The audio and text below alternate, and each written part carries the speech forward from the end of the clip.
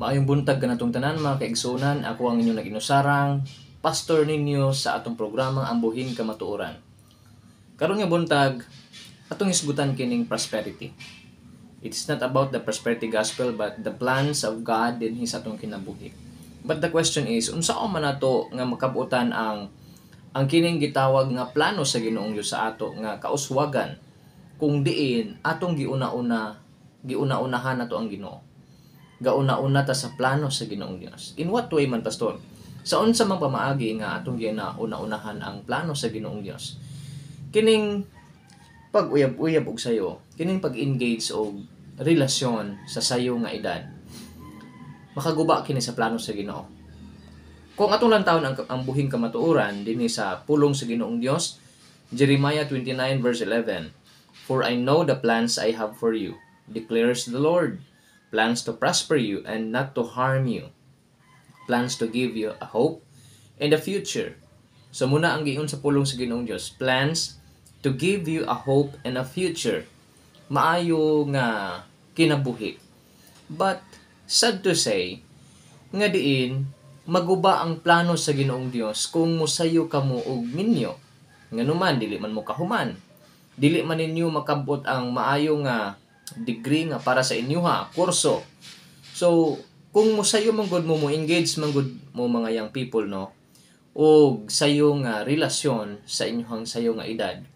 Pag madisgrasya kamo, pag mabuntis na, so balik kamo sa ginikanan. Ang inyong ginikanan gadahom o galaom sa inyo God has a better plan unta gyud sa inyo But subo paminawon that what you've seen sa inyo nga kasilinganan o sa inyo mga aunties ug mga uncle o sa uban pa na nga mga tao sa palibot, it happens nga diin naguba gyud ang plano sa Ginoong Dios. Muna nga magkalisod-lisod.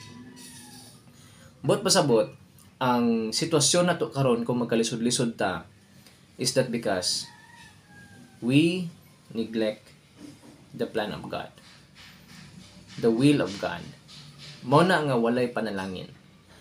Muna nga subok paminaw no nga diin ang Ginoong Dios lisod pagbuhi sa Ginoo sa maayo nga pagpanalangin na kanato, pagpadagaya tungod sa atong nahimo. It is a saying no, kung sugdan og sayop, ang ending gyud ana sayop. Buot pasabot kung sa imong relasyon ginasugdan nimo na og sayop, ang ending pud ni ana dili pud maayo. So buot pasabot sayo ka nag-engage og relasyon, wala ka man nag-eskwela, lisod kayo na mangita kag trabaho, di nakakapadayon, and then dili pud basta-basta makasulod trabaho gani minimum ra dili gid ka ka-demand tungod kay ang imuha nga naabot mao ra man na wala makatiwas. So balik mo na ang mahitabo ni anang abahin, and magkasakit-sakit ang bata, ay wala kay klarong trabaho, wala na gyud.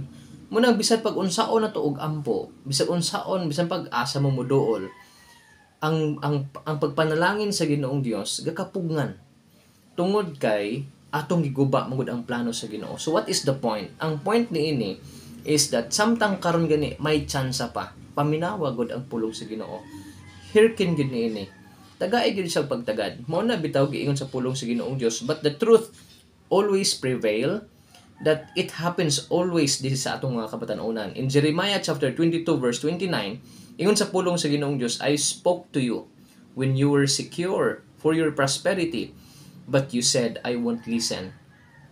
This has been your way since your youth, for you haven't obeyed me." Muna giyon sa pulong sa Ginoong Dios, wala gyud nato gipamalandungan ang pulong sa Ginoong Dios. Kung sultihan ta about sa pulong sa Ginoo, about sa Biblia, ang kita dili maminaw niini, dili mo tagad niini, kan katawuan lang nato. Muna no nga daghang mga kabatan-unan karon nga diin naisugamak sa dili maayo nga kinabuhi tungod kay dili gapaminaw, and it happened.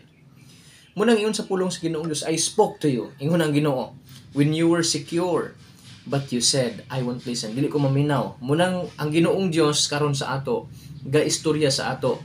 Una, gaistorya ang Ginoong Dios sa ato through sa iyahang alagad, sa mga alagad sa pulong sa Ginoo. Muna gigamit sa Ginoong Dios. Number 2, ang Ginoong Dios nakigistorya sa ato sa iyahang nga pulong. Ha, Biblia ang Ginoo makigistorya sa bisan pag walay alagad. So ang Ginoong Dios makigistorya sa ato. Diha pinaagi sa iyang pulong. Ablihon lang nimo bisag sa imong balay, basa ra ka sa pulong sa Ginoong Dios. And then makita nimo diha ang kamatuoran.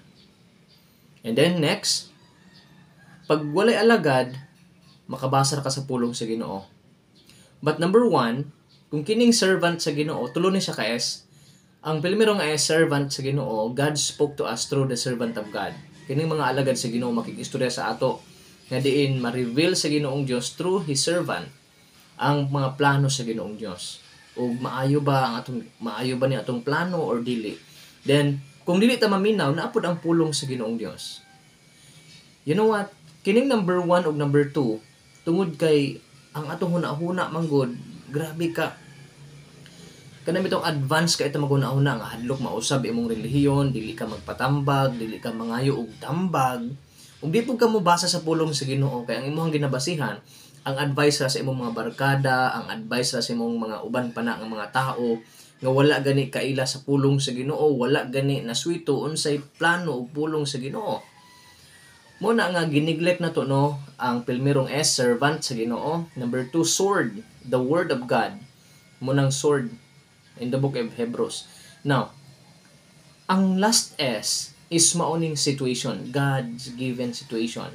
Kining God-given situation, muni lisod na kaayo, kaya ang Ginoo na mo'y muhatag nato niini. Kung dili ta maminaw sa pulong sa Ginoo, sa alagad sa Ginoo, then God-given situation. Ang Ginoo muhatag na sa ato og mga babug-at nga sitwasyon aron kita gyud maminaw sa Ginoo. Mamalandong ug mutagad sa Ginoo. Kay ngano, ang atong kinabuhi manggod, grabe ka mabuot-buot. Kung atong lantawon dinhi ang Ginoong Dios man gyud no, from the book of Genesis down to the book of Revelation, it is the redemption of mankind. Not just only the redemption of mankind, but the redemption of our physical being. I-restore ni sa Ginoong Dios, tagaan ta og maayo nga lawas, ilisa ni sa Ginoo. Kay kining lawasa, ga-desire kini og kadautan, dili maayo. Muna nga karon, it always reject, it always against sa plano sa Ginoo kining lawasa. Muna gusto ni sa Ginoong Dios i-restore sa Ginoong Dios ang bag-o, ang iyahang gi-design gyud sa paghimo niini tungod sa sala manggod. Munang dili ta maminaw ang mga batan-on magbuot-buot, munang maguba ang plano sa Ginoong Dios. So, my message is just listen. Just obey the word of God. Paminawa ra gyud mga young people, tagaig gyud og panahon ang Ginoong Dios. Mga ginikanan, it is for you. Ayaw gyud ninyo ihikaw ang pagtudlo. Remind gyud mo kanunay sa inyong mga kabataan. Sulti gyud mo kanunay. Kay lisod kaayo nga sila dili ninyo magiyahan. Unya kamo nga wala pud mo kasabot sa pulong sa Ginoo, pagbasa mo sa pulong sa Ginoong Dios. Aron diin kamo, do na kamoy kaalam diha sa pulong sa Ginoong Dios, kay ang tanan magikan diha ra gyud sa Ginoo. Muna nga ato mga kabatan-onan karon, kung atong hinuklogan ang mga kahitabo sa atong palibot, ang kalisod nila, kung i-search ganin ninyo, tanawa tungod sa ilang pagsugod sa ilang relasyon. Munang walay kalinaw, manggiaway, diha na dan mosulod. Munang manggilalis, magbinasulay, ug naay kwarta gamay, halalipay, inom-inom diri, inom-inom didto. Manginana ra. Unya panahon sa kalisod, manggiaway, manggibuno, mudban pa na. Makita sa mga bata, magbinunlutay og sinina, magnilabayay og kaldero og plato. Dili na mo'y gusto sa Ginoo, munang wala gyud panalangin. Manggiyaw-yaw pag wala nay bugas, dili kabalo mo ampo, dili kabalo mo muhimo unsay plano sa Ginoong Dios in a simple way. Mag-agad sa Ginoong Dios, unsay i-reveal sa Ginoo. Munang walay panalangin. Munang wala po'y kalinaw sa kasing-kasing o huna-huna ngano, tungod kay we neglect the word of God. Walay bili, gipakawalay bili nato ang pulong sa Ginoo. Hinaut unta ikaw nga nakita niini, kung wala nimo ni skip, Ginoo Diyos magapanalangin sa imo ug i-obey nimo ni. Just remember Jeremiah chapter 29 verse 11, Jeremiah chapter 22 verse 21, which is mauni siya ang sa Jeremiah 22 muna ni ang katumanan nga ang mga batan-o nato wala gyud ka paminaw sa pulong sa Ginoo, munang walay prosper, dili gyud mulahutay man gani, no, temporary lang kanang nakita ang kwarta sa kinan, temporary ra, walay real blessing tungod kay wala gatamod sa pulong sa Ginoo. Ang start sa tanan diha ra gyud sa Ginoo. God bless you.